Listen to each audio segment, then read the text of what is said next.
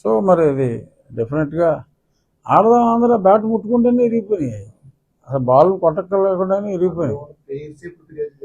ఆ, ఆ.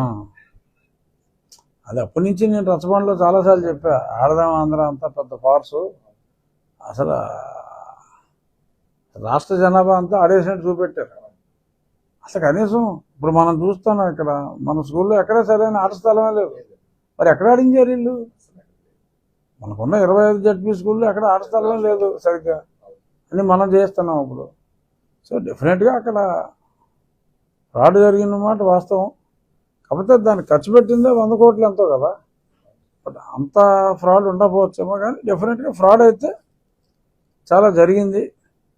ఈ ఆడదాం ఆంధ్రాలో ఆంధ్రుల్ని ఆడుకున్నారు తప్ప నిజంగా అయితే అక్కడ ఆటలేమీ జరగలేదు. డెఫినెట్గా ఎంక్వైరీ అయితే జరగాలి కంపల్సరీగా, దాన్ని మనస్ఫూర్తిగా ఆహ్వానిస్తున్నా. మ్యాగ్నిట్యూడ్ అంతా ఉండకపోవచ్చు, ఎందుకంటే నాకు తెలిసి బడ్జెట్ 100 కోట్లు అనుకుంటా.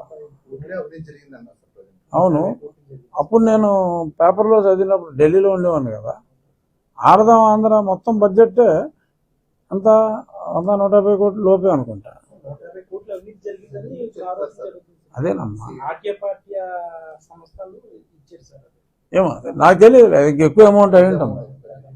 నేను ఎక్కడో ఏదో పేపర్లో లేకపోతే అప్పుడే 100 కోట్ల అవినీతి జరిగిందని రాశారు, అది నాకు తెలియదు. కానీ ఏదైనా డెఫినెట్గా ఆడదాం ఆంధ్ర అయితే అది గోల్మాల్ అన్నది స్పష్టం. ఎవరి పాత్ర ఏంటి అన్నది డెఫినెట్గా అది వచ్చేస్తుంది.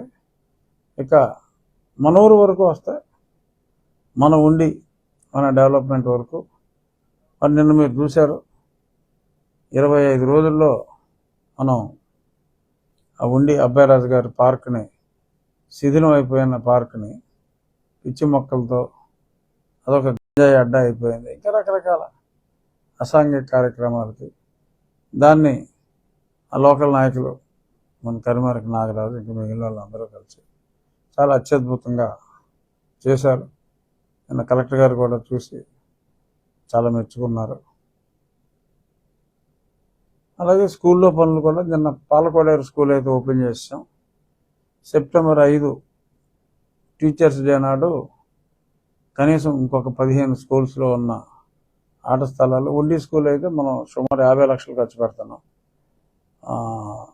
ఆ ఓపెనింగ్ సెప్టెంబర్ 5 ఉంటుంది మనకి, టీచర్స్ డే. పెద్దలు మాజీ రాష్ట్రపతి సర్వేపల్లి రాధాకృష్ణన్ గారి జన్మదినం సందర్భంగా ఆ టీచర్స్ డే అని ఏదైతే పెట్టుకున్నామో